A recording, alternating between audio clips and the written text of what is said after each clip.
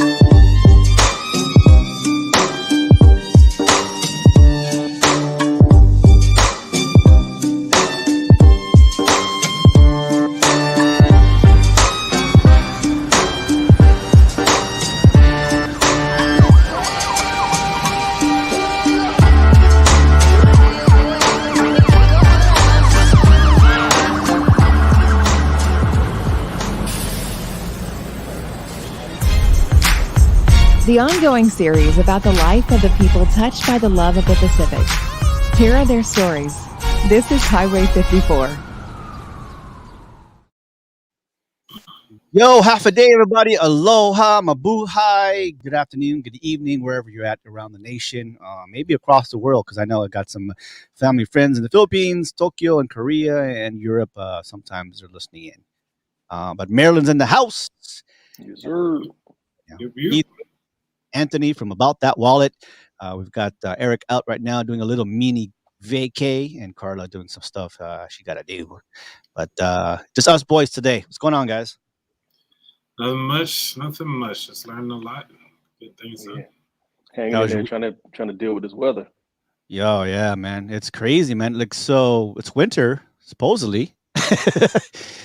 But it's kind of warm here now, and trees are blossoming or blooming, what do you call them? And so it's kind of confusing. Um, dude, I want to tell you, I hate talking about this. I know the past 2 years we've been going through this challenging of this virus, and we all can debate what's wrong, what's right, but it's getting contagious. Yeah. It's ridiculously on how quickly this thing is spreading and everybody wanna see open. Yeah. Just from like last time, it was like, oh, we got 1 or 2 deaths. All right, well, we're gonna shut things down. Yeah, I mean, because we're kind of on the fence about closing down like we did in 2020 and entirely because well people got to eat. Not everybody has reserves of security or benefits like their company will like, hey, take admin leave, right? You get paid for how many days, whatever. Right.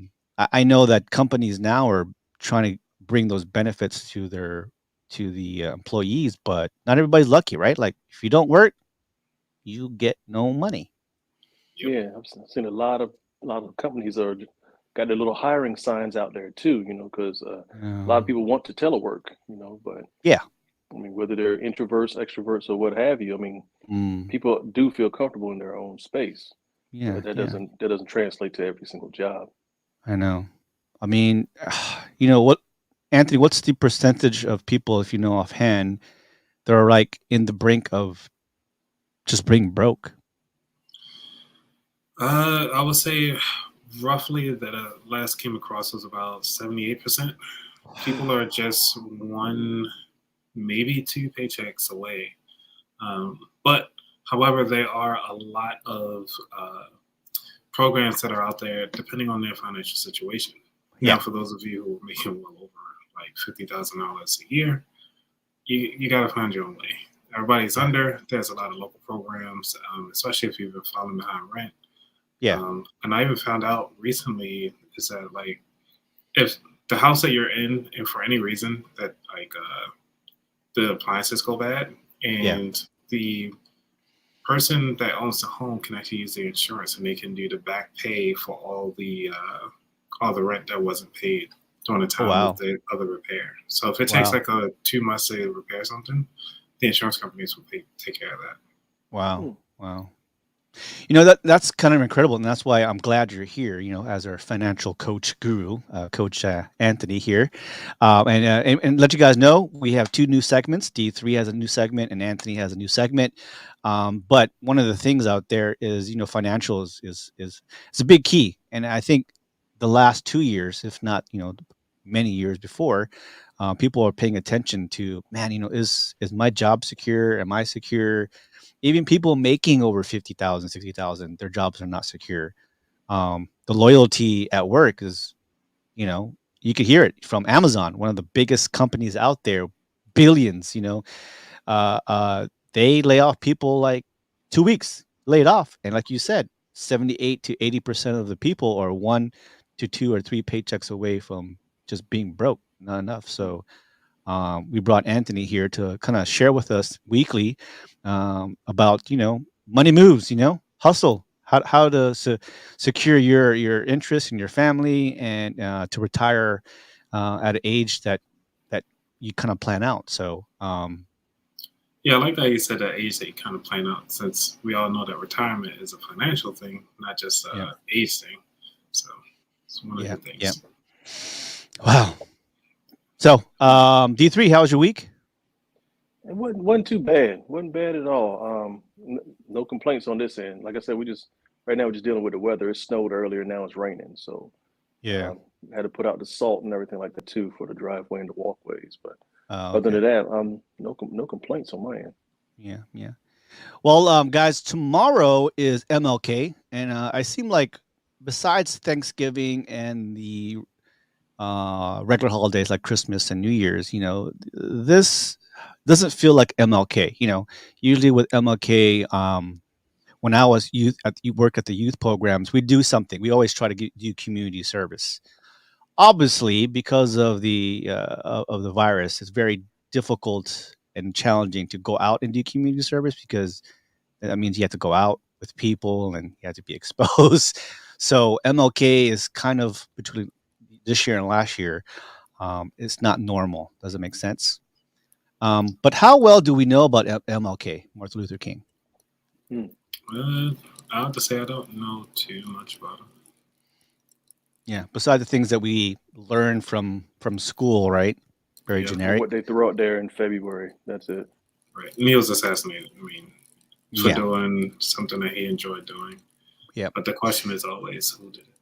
All right, so today we'll go just a little bit, 10 things you know about, did not know about Martin Luther King Jr. Some things are pretty interesting. Number 10, George Washington and Abraham Lincoln are the only other Americans to have had their birthdays observed as a national holiday. But back in 1983, President Ronald Reagan signed a bill that created a federal holiday to honor MLK. The holiday first commemorated in 1986 and is celebrated on the third Monday in January, close to the civil rights leader's January 15th birthday.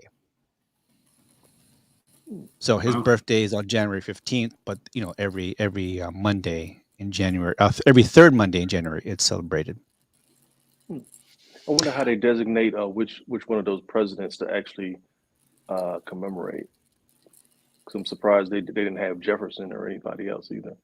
Yeah, well, it's president's, right? President's birthday, and usually it's celebrating George and Abraham. Number 9, did you know King's mother was also slain by a bullet? No. I heard Whoa. something about that when I lived in Georgia, but I didn't know all of the facts behind it. So June 30, 1974, a 69-year-old Alberta Williams King played the organ at a Sunday service inside Ebenezer Baptist Church. Marcus Wayne Chenault Jr. rose from the front pew, drew two pistols, and began to fire shots. One of the bullets struck and killed King, who died steps from where her son had preached nonviolence. That's not well known. Yeah, that's not even in history. Like, I never knew about that. I thought she was still alive. In a church, nonetheless. But why? Why? I don't understand. And shout outs to they had the hostage taking in Texas. You guys hear about that? No. Yeah, and in a Jewish temple, they call it temple, right? Synagogue. The synagogue. Yeah. Anyways, I didn't know too much about it. I just saw it a few minutes ago that there was I don't know why do you have to go to a church, to anybody's church? You know what I think it might be is the fact that a lot of people automatically assume that people in church don't have any weapons, so you won't have any opposition. So if you go there with yours, you're going to find some meek people, and you can get them to do whatever you want to do. Mass carnage, people not knowing, and they're what do you call it? Vulnerable at that time. They're not looking. They're not social awareness. So are you saying now, besides schools and federal buildings, we have to have armed guards at these churches now? Wasn't that happened in Texas? And then there was a couple more that followed behind that. I think during Trump's presidency, I want to say maybe in 2019? Yeah. I think that's when the last one with the little boy that killed so many people, including the choir. Oh, wow. Oh, man. Yeah, it was a mass shooting. And then they took the boy to go get some donuts. Yeah. It was around the time. Oh, I'm just thinking about, was it named Dylan Roof? Whatever. Yeah. The Burger King, whatever. It was Dylan South Roof. Carolina. Yeah. South Carolina. Crazy world we're living in. It hurts my heart. I mean, I don't really go to church regularly, but yeah, like you said, D3, the killers or attempted terrorists, whatever, domestic terrorists, they think, well, go to church, I can get mass people there, they're praying, whatever, and I can shoot them. All right, number 8. Nobody else is going to have a gun, Yeah. Number 8, members of King's family did not believe James Earl Ray acted alone. I think a lot of people don't believe it. I don't think he could have. That's virtually. Ray, James Earl Ray, a career criminal, pleaded guilty to King's assassination, but later recanted. King's son Dexter met publicly with Ray in 1997 and argued for the case to reopen. King's widow Coretta believed that the mafia and local, state, and federal government agencies were deeply involved into the murder. Yeah, I mean, you talk about MLK, Robert Kennedy, President Jack Kennedy. Was it Jack Kennedy? Jack Kennedy. Sorry. During that time, Malcolm X. Who else? The Black Panther leader. CIA was running roughshod on everything. Oh yeah. How easy it is to do that. Like, these guys are, creating problems, assassinate. Oh yeah, I believe that. He didn't act it alone. Number 7, King's last public speech foretold his death. King had to come to Memphis in April 1968 to support the strike of the city's black garbage workers. And in a speech on the night before his assassination, he told audience at Mason Temple Church, like anybody, I would like to live a long life. Longevity has its place, but I'm not concerned about that now. I've seen the promised land. I may not get there with you, but I want you to know tonight that we as a people will get to the promised land. And I'm happy tonight. I'm not worried about anything. I'm not fearing any man. Mine eyes have seen glory of the coming of the Lord. So obviously he knew that he was outspoken. He was the leader that I'm pretty sure he got a lot of death threats. Oh, yeah. So it was just a matter. I mean, if our Fauci and those guys and our leaders are getting death threats, how much more MLK at that time, even before civil rights, it really had, changed that time. So yeah, he knew he was gonna die. Yeah, I mean, I guess when you think about it, like, I think it's one of those tactics that they always talk about on TV shows or in like the CIA documentaries. It'd be like, well, if you kill the head of the organization, usually the organization crumbles. And that's how it typically happens. So it really, I mean, I'll say majority of the times that's true. Because, I mean, if you think about it, how many have done things of that stature since then? And I'm not sure if it's one of your top 10 was that he really didn't even want to lead all of this. Yeah, he was just kind of chosen. Yep. So you think about it, because Medgar Evers was shot before he was. Yeah, I mean, at that time, it's just how easy it was to assassinate. They assassinated the president, assassinated the brother, Malcolm X. I mean, I'm sure they assassinated a lot more people, just the people that we knew that are popular. So yeah, like Fred Hampton, right? Yeah, Fred Hampton. There you go. Number 6, King narrowly escaped an assassination attempt a decade before his death. Back in 1958, King was in Harlem signing copies of his new books, Stride Toward Freedom, in a Bloomstein department store when he was approached by Izola Ware Curry. The woman asked if he was Martin Luther King Jr., and he said yes.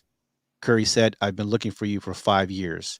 And she plunged a 7-inch letter opener into his chest. Jeez. Damn. I never knew that. 7-inch? Holy shit. Like, my remote control is about what? Yeah. It's about like here. Jeez. All right. Yep.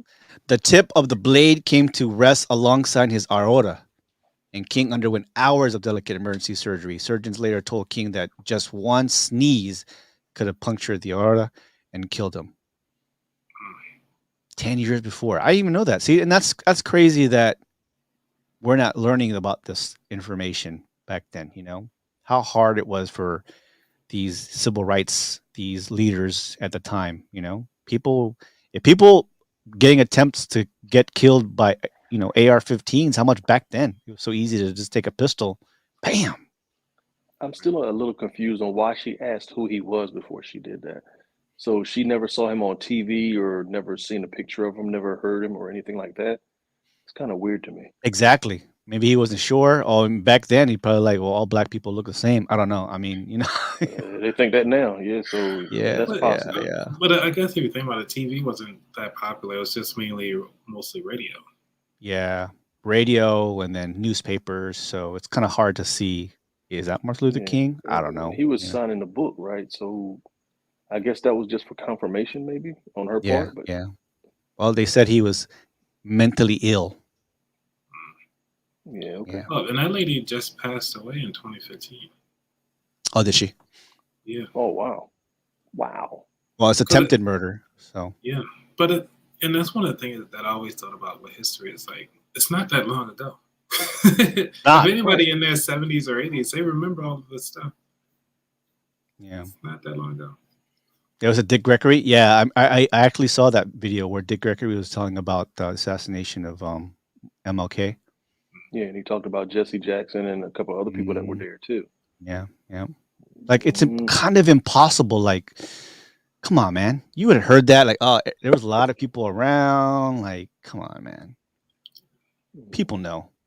Number 5, King was in prison nearly 30 times. According to the King Center, the civil rights leader went to jail 29 times. He was arrested for acts of civil disobedience and trumped up charges, such as when he was jailed in Montgomery, Alabama, 1956, for driving 30 miles per hour in a 25-mile per hour zone. Yeah, harassment. Harassment. Yeah, but there is no charge. I mean, what kind of charges? You just put him in jail. Yeah, it's called the Black Codes. Yeah. Yeah, so I mean, even if you were more than 2 black people at a time in certain spots, I mean, that's considered congregating or soliciting or whatever. So they can lock you up then too, and they throw a whole bunch of other stuff in there as well. And God forbid if it's on a weekend. Yeah, it's a wrap. Still happening now. Just putting people in jail, walking while black. Yeah, You know, loopholes. driving while black, barbecuing while black. Like, what the hell is going on? A bunch of loopholes. Yeah. Number 4, King's "I Have a Dream" speech was not his first Lincoln Memorial. Or not his first at the Lincoln Memorial. 6 years before his iconic orientation in March at the March on Washington, King was among civil rights leaders who spoke in the shadow of the great emancipator during the prayer privilege for freedom in May 1957, before a crowd estimated between 15,000 and 30,000 people. Could you imagine that time to hold rallies or marches? We didn't have Instagram. We didn't have phones. We didn't have Facebook to say, hey, man, come out to march, you know, and bring 15, 30,000. I mean, it was really word for word. Yeah. And did these people go because of Martin Luther King, or did they go because of his message or what he stood for? I guess it could be depend on the person. Because I'm thinking about it now, like some people just go for the hype, just to kind of see what's really going to happen. Nothing else to do. Hey, where you guys going? Oh, we're going to the Lincoln Memorial. If you think about it, like, look how many people go to see space shuttle liftoffs. Like, you got nothing else to do, or to go see boats get sailed. Yeah, that's true. Yeah. I mean, how many people go out just literally in that numbers of people, 13, 50,000, just to hear people speak? Like a million-man march or something like that. Million-man march, yeah. Sometimes people are just sick and tired of being sick and tired. So they're like, you know what? I can do my little part or whatever. I'm off work today, so I'm gonna go out there. But at the same time, they're like, I need to be a part of it. Yeah, I really need to be a part of something greater than myself because it affects me too. So I mean, that could be part of it. Yeah.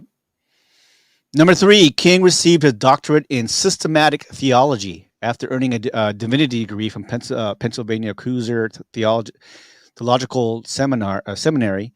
King attended graduate school at Boston University, where he received his PhD degree in 1955. You know what's amazing to me is a lot of these people, man, very, very, very intelligent people. You know, what you said it was systemic theology. Systemic theology. Yeah, what is that? I have no idea. I'm gonna look it up. Systemic theology. I mean, you got so systemic. Like what's up? I was actually thinking about the definition. I mean, it's just look like the discipline of Christianity. I mean, I just looked it up. Yeah. Well, so basically, at the seminary, he studied all religions, right? Yeah, 'cause I know he liked Gandhi, so I'm sure he had I'm sure he dipped and dabbed in some of the teachings and sayings of Gandhi as well. You know, that's what Hinduism. Yeah. So, yeah. Especially his nonviolence as well. Number 2, King entered college at the age of 15. King was such a gifted student that he skipped grades 9 and 12. Wow. Before enrolling in 1944 at Morehouse College. Oh, I didn't know that. The alma mater of his father and maternal grandfather. Although he was the son and great grandson of Baptist ministers, King did not intend to follow the family vocation until Morehouse president Benjamin Mays, a noted I can't even say that word, convinced him otherwise. King was ordained before graduating college with a degree in sociology. Wow. So yeah, I mean, we all know. I mean, we've seen documentaries and biopics of Martin Luther King. He wasn't perfect, you know. His speechwriter was amazing too. Yeah. King's birth name was Michael. Not Martin. I didn't know until you brought this up. I had no idea. No. King was born Michael King Jr. on January 15, 1929. In 1934, however, his father, a pastor of Atlanta's Ebenezer Baptist Church, traveled to Germany and became inspired by the Protestant Reformation leader Martin Luther.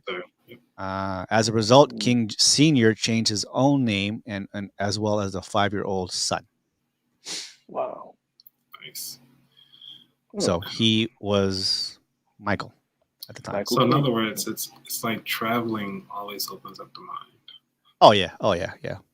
So tomorrow, I think Martin Luther King's Jr. had asked that people, um, celebrate his life, Martin Luther King, but also reminding leaders that if you voted against the Voting Right Act, you know, I'm not trying to laugh, but don't be quoting Martin Luther King.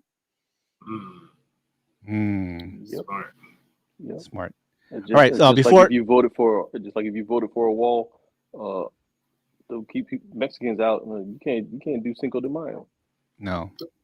Nope. Or Taco Tuesday. Yeah. Nope.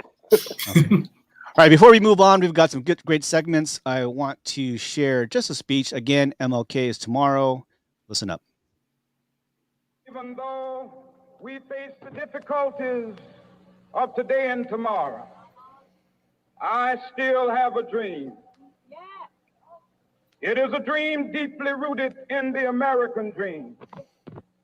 I have a dream that one day this nation will rise up and live out the true meaning of its creed. We hold these truths to be self-evident that all men are created equal.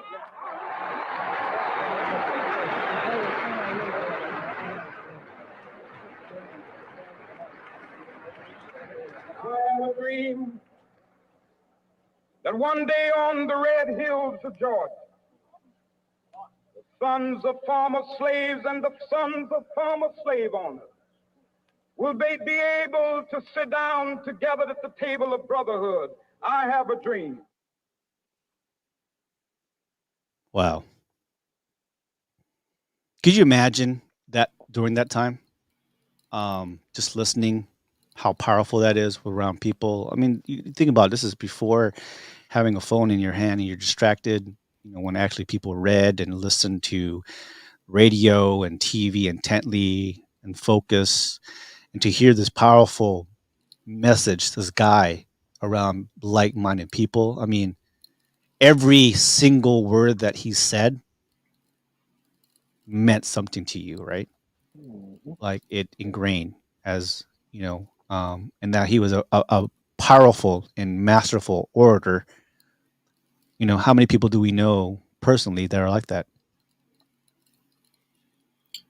Not many. The only other person I can think of that could kind of captivate such an audience with just about every message, that would be E.T., the motivated speaker.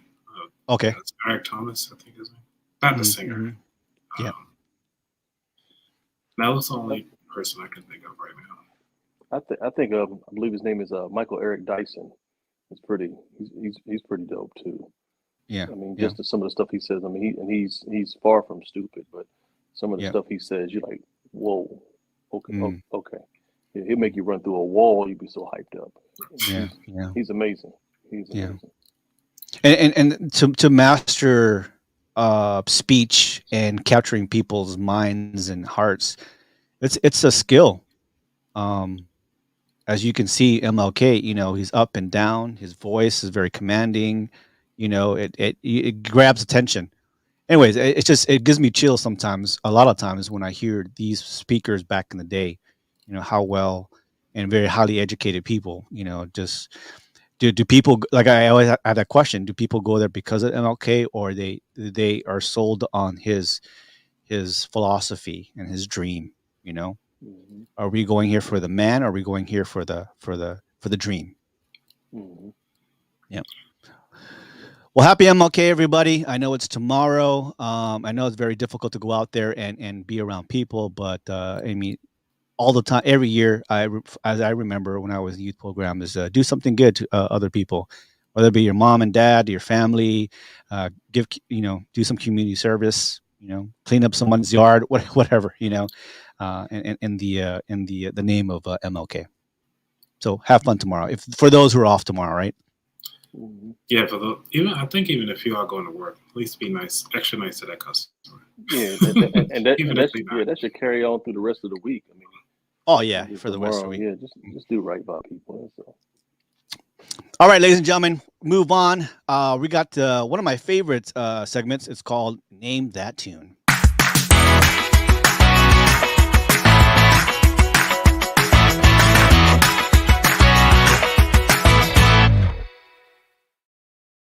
All right, it came out in the 2000, one of my most favorite TV shows of all time because, and you might know some of the actors from this. So take a look. I actually have a guy who's going to sing on the guitar, and he's going to his cover of the theme song. Stand by. If you know it right away, go ahead and say it. I can't do this all on my own. No, I know I'm no Superman. Ooh, I'm no Superman. I'm no Superman. Or I already told you the TV show. Oh,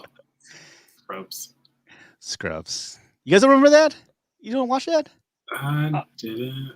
I saw Scrubs a while back, but I don't think I ever heard the theme song though. Oh yeah, it's so 2010 March 17th it came out. Had a couple episodes here, but the guy from Clueless was there. The black guy, what's his name? Yes, Donald Faison. Yeah, he was in there. And so one of my Zach Braff, and John Diorian, Sarah Clark, Donald Faison, Neil Flynn, host of stars. Anyways, Colin Farrell was in there. Also, Michael J. Fox, Brendan Fraser, Heather Graham, kind of featured in there. 8 seasons, Scrubs. Oh wow. TV series. Yeah, 8 seasons. I didn't know they were on that long. Yeah. I watched almost every single episode. Pretty much, it was they're interns as doctors, and the comedy is really off the wall. It wasn't the regular medical doctor or Doogie Howser or ER. It was very, very funny. I was watching House, I think, during around that time. Yeah. Ooh. House was something else. Yeah. Get a little weird look, then he figures everything out. Yeah. At the end of the episode, though, because you got to stay until the end. Right? Yeah. Because he was popping pills the whole episode. Yeah. All right. How many of you guys remember in what year was that? What was it? Sorry. 1996, Scream. Yes. And how many versions of Scream do you how many films of Scream do you guys? I think there's 4. 3. Is that 3? I remember I only got up to 2. Only got to 2. Well, the reason why the 13th and all that. Yeah. After 2. So basically, Scream has a reboot, and it welcomed back some of the original cast: Neve Campbell, David Arquette, the girl from Friends. I forgot her name. Scream debuted, scares off Spider-Man with a $30.6 million debut. Wow. Well, after a month, number 1 was Spider-Man No Way Home, has finally been overtaken by the Paramount Pictures Scream reboot, and of course it debuted with $30 million over the weekend. So meaning, I guess this is going to be a good movie. I love the first and second film. It says Sarah Michelle Gellar was in the first film, I believe, but she got killed off. So, was Sarah Michelle Gellar, or was it Drew Barrymore? Anyways, I thought Drew Barrymore was in I Think I Know What You Did last summer. was she? Oh yeah, you're right. Yeah, They came out around the same time. They all about the same time. Yeah. Oh, they all look the same. Sorry, I'm joking. Well, here you go. Here's Scream.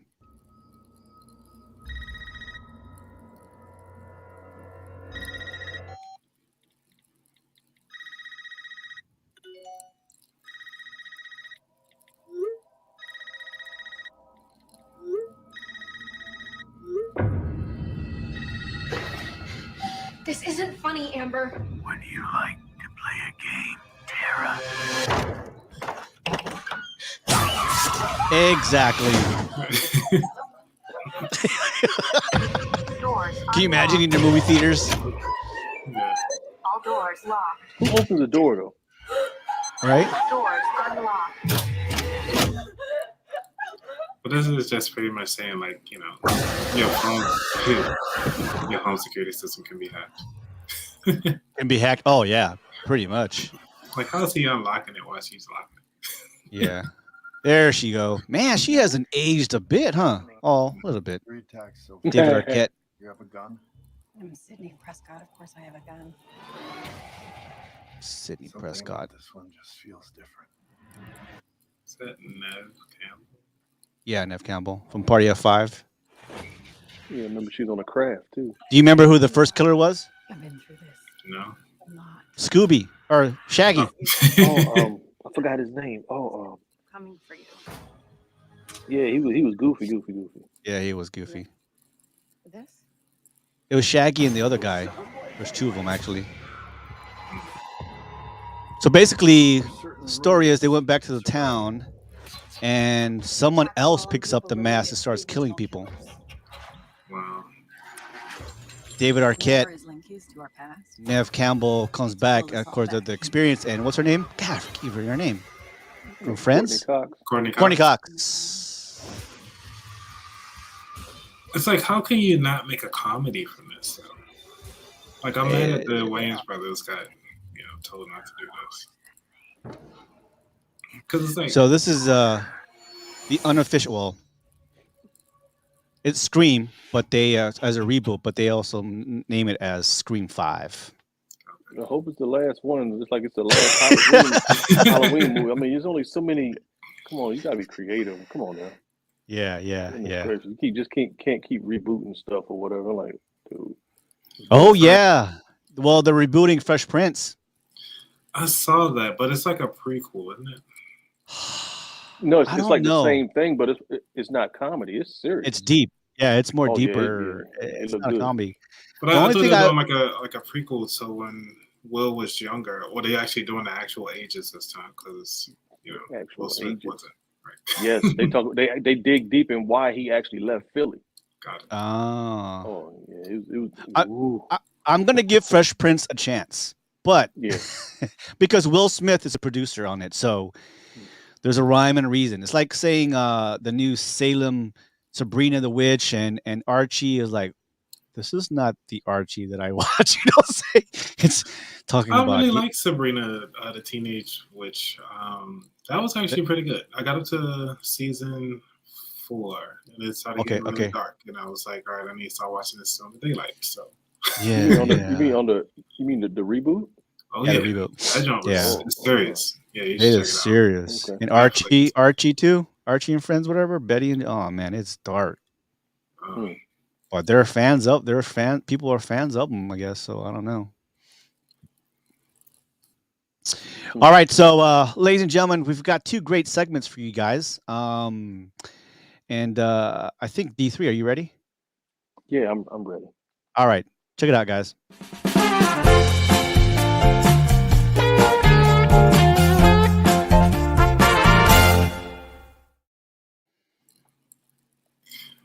Now I basically have 2 questions. The first one is a small one.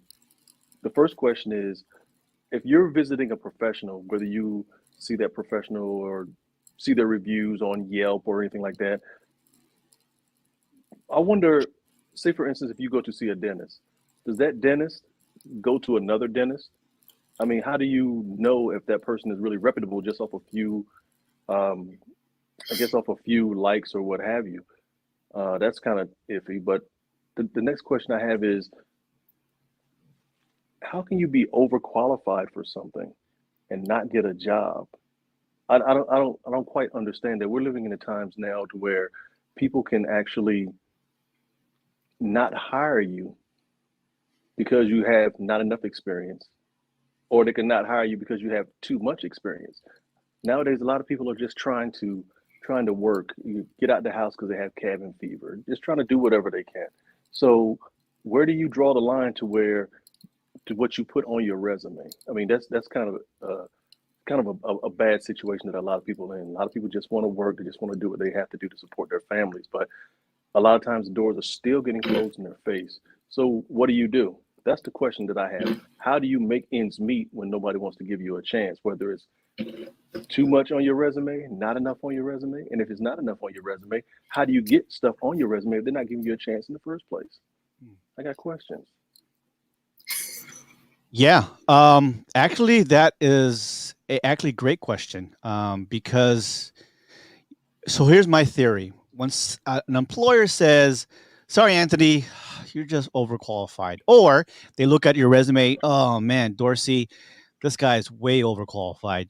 You know what that means? They don't want to pay. Yep. They do That's not want bottom to line. pay what you are worth. So there is no like, oh, this guy's overqualified. The only other reason would be like, if you're a bachelor's degree or if you worked in the military for so long and you have so many positions, manager, supervisor, whatever, and you applied for a clerk at 7-Eleven, right? Of course, the employer will be like, why? Why would Anthony want to work here? Right. That would be in mind you're overqualified for this job, right? But if you're asking like why, if I'm applying for a mid-level, right, or not even an entry level, a mid-level supervisor to a supervisor, why might this person might be overqualified? So meaning I have to give you more money, or you expect to give Dorsey more money and benefits of obviously. But Yeah, I got that. my thing is, how can they do that when half of the stuff in the job description is a lie anyway? Think about it. They don't really want that. They say, oh, it would be suggested, but no. Come on, man. Yeah. Yeah, I did agree with Carlo on that one. Because I did have that come up when I was applying for a particular job for the state. And they was like, no, it's actually for Baltimore City. I can put them out there. So I was actually applying for the job, and I was like, man, you guys are running on 2003. This was back when at least I think 2007 Windows. I think Vista was still around, and they just got to Windows 7. And I was like, y'all guys haven't upgraded y'all systems yet, and like, why you guys still running on terminals? And y'all security is out of whack. And the lady was like, well, we're gonna have to bring you back in for another interview. So I interviewed with the main IT guy that I was working with, and I told him everything. We were just having a good laugh or whatever. And the next thing you know, I didn't hear anything. So that was funny. But one thing I had to say about that job, about the 7-Eleven thing, because I knew the manager at the Ruby Tuesdays, I was able to actually get the job, even though I was overqualified. So every employee that came in there during that shift, it was like, "Are you like undercover boss?" It's like they was like, "I watched that show." They were telling me all their secrets. I was like, "I don't care. Like, I'm just here to make some drinks and get people drunk." So they hired me as a bartender. So it was funny. Yeah. One thing my dad always said is, if you stay busy, you stay out of trouble. So I'm like, okay, that goes back to, I'm not trying to. I understand exactly what Carla is saying. But so they automatically assume that you're trying to either take their job and you'll be giving the interviews while they're out there panhandling or doing whatever. But like, some people just want to stay busy. It's like retirees. I'm sure those greeters that are at Walmart that check your receipt, please believe it. I'm sure their resume is 1 to 2 pages, but they just want to keep busy. Yeah. That's hard for especially for us who's had so many positions, especially coming from the government or military. Like, I have a lot of relevant skills that I've attained over the years. How do I put it on one resume? Like, so basically, what I was taught from my new career person at school, like, yeah, Floyd, I understand you are like a lot of military and government people who's got so many positions, and they can fill up five pages of resumes. So you put one page relevant. You put relevant, meaning there's more information, and you use your LinkedIn, put all your history. And your LinkedIn will go and say, see your awards, see all your license, your certificates, and all that. But basically, most employers, to me, up to 1 to 2 pages, because I used to hire people too for Chili's at one time, or for youth programs. 1 or 2 pages is fine. It's hard to put 1 page. But now that a lot of people use LinkedIn to put their whole history, so if they want to know more information, the interviewer or ye can go to LinkedIn and see all the information there. But yeah, 1 page, 2 pages, like that. Yeah, I used to do that. But then I was like, you know what? They don't need all that. So I don't revamp my whole resume just to like, you know what, this is the things that are pertaining to the job, like my skill set. Yeah. We call it the KSI, the key skills indicator, whatever. Put all those up front because it hits them right there. Get all the keywords and all the fun stuff. And then I don't even bother to do objectives. I'm like, hey, this is my last job geared towards, here are the top 3 things I did, small summary, and then quote relevant work. And I don't put all the other stuff like me bartending that has nothing to do with it. Yeah. Or anything like that. I've been out of school for too long. It's like, yeah, I had a job every 2 years. It was like, well, can you go back 5 years? I was like, then you only need more pages here. So yeah. Whatever. Like for me, D3, yeah, I can go back 20 years if you want. You want to go 30 years? Right. I can do that. Right. You know, it said, I remember when it was Lotus 123. Like Lotus 123, what is that? Exactly. Oh, wow. Lotus. You know, before Excel, the PowerPoint, it was Lotus Mhm. 123. I learned that, you know, just because I was working as a marketing admin at one time. I just learned it, you know, and so Excel came out. I'm self-taught, blah, blah, blah, blah, blah. So it's hard for us old guys to be like, what information do you want? I put them all there, you know, but yeah. All right. So yeah, to answer you, D3, I think there's a lot of reasons for overqualified. People would say that. Another one, like you said, when Anthony's like, well, the person who's hiring, like, man, this guy might know more than I do. You know, it's like his resume is better than mine. He might come in here and just shake the tree and try to take my job. But yeah, it's hard to imagine. It's crazy to imagine that a lot of companies are like way behind. Like, why are we doing this again? There's a lot of programs and apps to make life easier. Yeah. They don't want things to be easy. Job security. Job security, which is false. But yeah. Would you, if you walk into a facility and they have dot matrix printers? Whoa! Like, hey, what does that sound? What does that sound? And then, or someone says, "Hey, can you fax me?" Fax you? Yeah, they still do that. I'm hustling around. I can email it to you, but I've actually seen some. Well, I actually heard some people. Oh yeah, you can go to FedEx or UPS to fax me. Like, I'd rather screenshot it and send it through PDF Adobe or something. Yeah, hey, come on, man. PDF it to you. I think a lot of banks still do faxing because I had to do that when I was transferring IRAs to a self-directed. Yeah. So banks will do it. He said, "Run." I laugh when someone say, "You fax me." Say what? Right. Dude, that's very 1990, bro. Like, that's well, maybe they got dial-up. You never know. Yeah, dial-up. Ting! Don't pick up. No, that phone. hey, no lie. I love my dad, and I remember it was very popular back then. You get those discs, AOL.com. I asked my dad one day, maybe 5 years ago or 4 years ago, I go, "Dad, what's your email?" "Oh, it's B something at AOL.com. At what? AOL.com is still around? Like, he said, "Please, Dad, tell me you're not paying for that because there's Gmail and Yahoo and all that stuff." And they also got I've seen some people with Earthlink. You know, the other competitor that came out. What? Earthlink and Juno. Juno, yeah. Whoa. Wow. Or Hotmail. Remember Hotmail? Hotmail.com. Yeah, Oh, yeah. I've seen people still use Hotmail and Yahoo too. Okay. Like, okay. Wow. So they say the biggest flex for Gmail is to have your first name dot your last name at gmail.com. How many of you have that? I don't use the dot. I just have my first and last name. I keep it simple. Yes. I've had that for I'll say about good 5 years now. Yeah, I have mine 2007, I think, or 8. It's my first and last name at gmail.com. Is that a flex? I think it goes back to what you were saying before about certain information that extra information that you want to put on LinkedIn. Yeah. And I'm thinking about how many people have disqualified themselves for having a stupid email address. Like buttbootynugget.org. I mean, like, come on, bro. Really? Like Big Dick Derek. Yeah. Yeah. That's why they call me D3.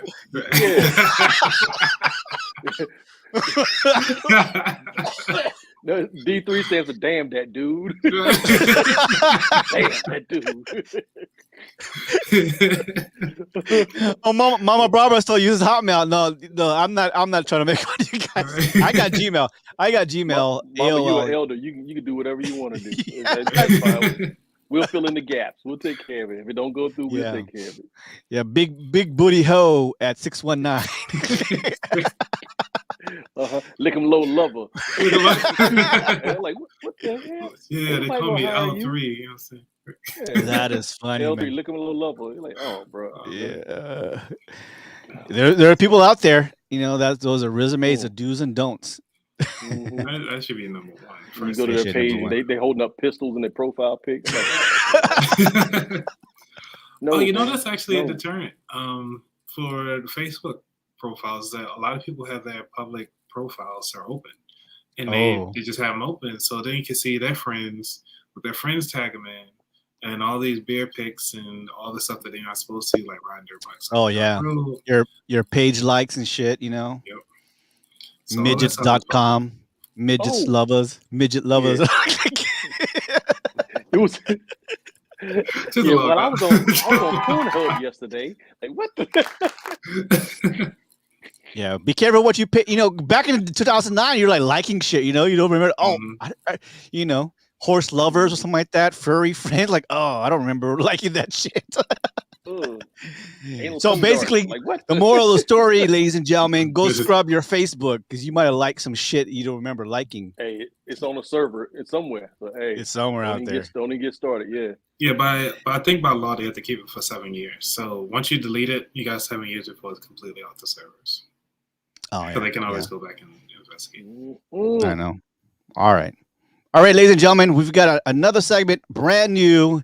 One of the things that's very important to us, and I think at his show About the Wallet, he talks about really good stuff, taxes and investments, 401ks and retirement. I highly suggest to see him on YouTube, like him, buy the merchandise, and Patreon also got lots of live stuff. Where every week we're improving both of our shows, so stand by.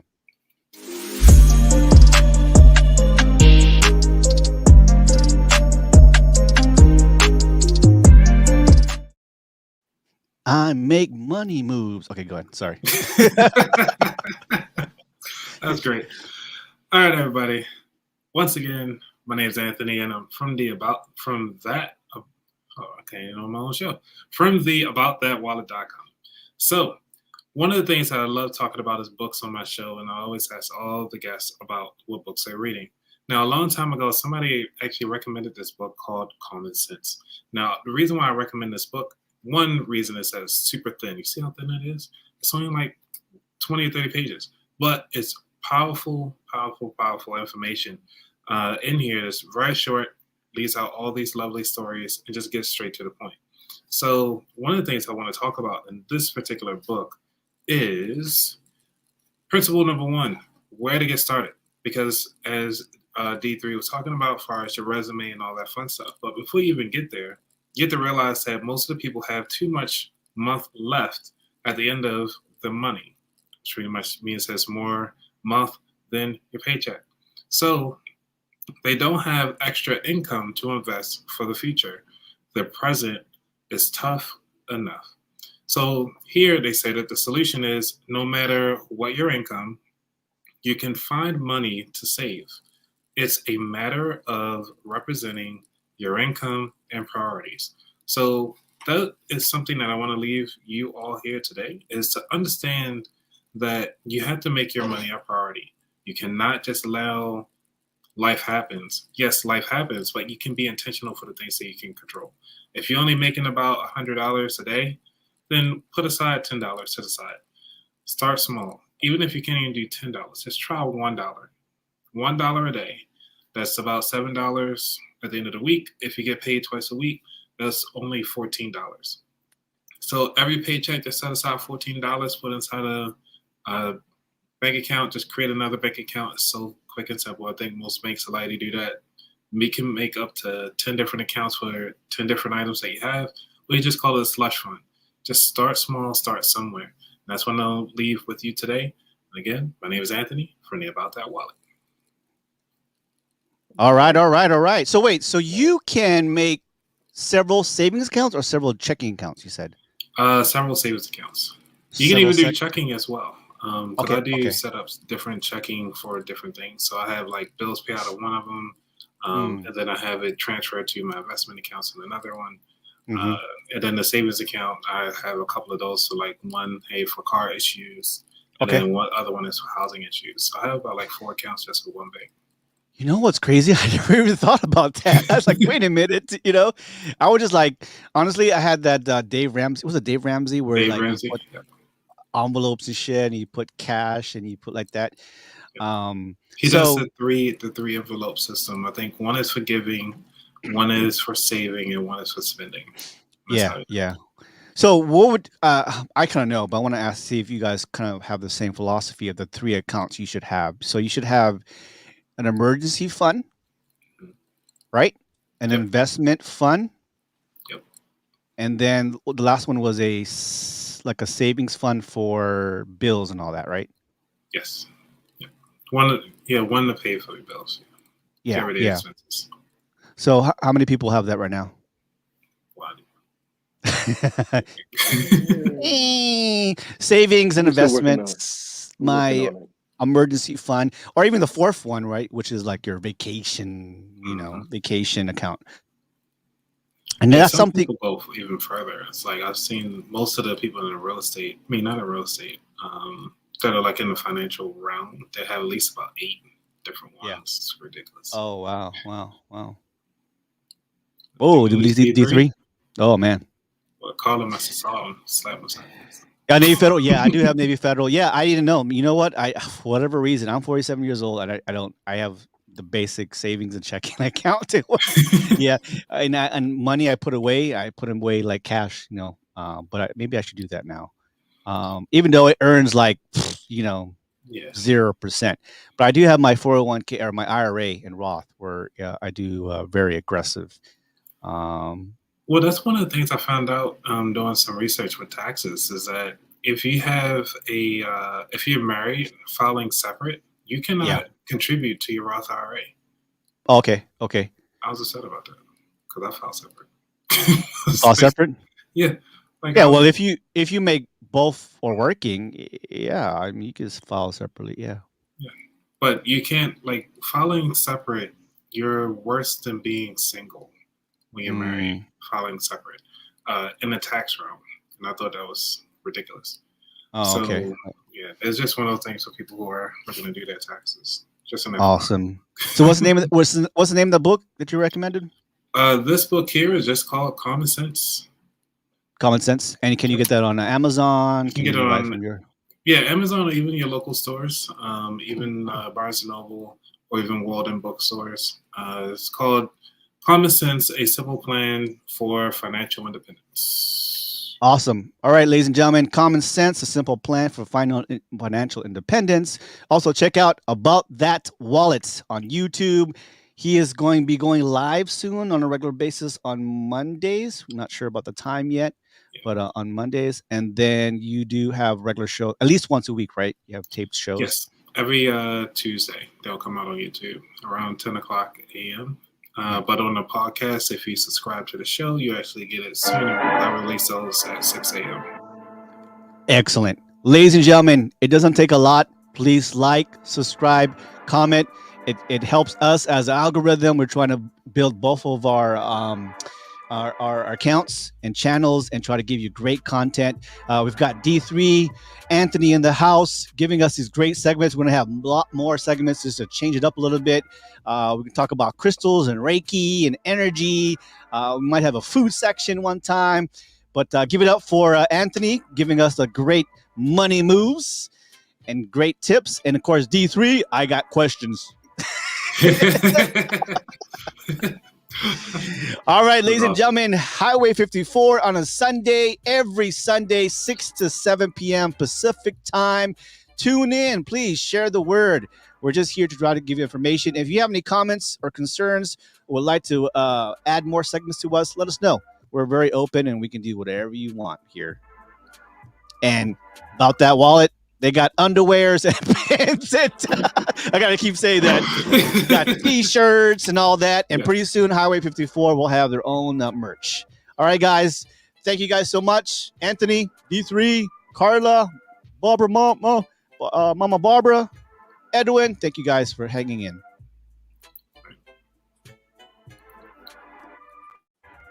We hope you enjoyed the show today. Do us a favor and click on the like button or share our podcast. Thanks for listening. Till next time, we are Highway 54.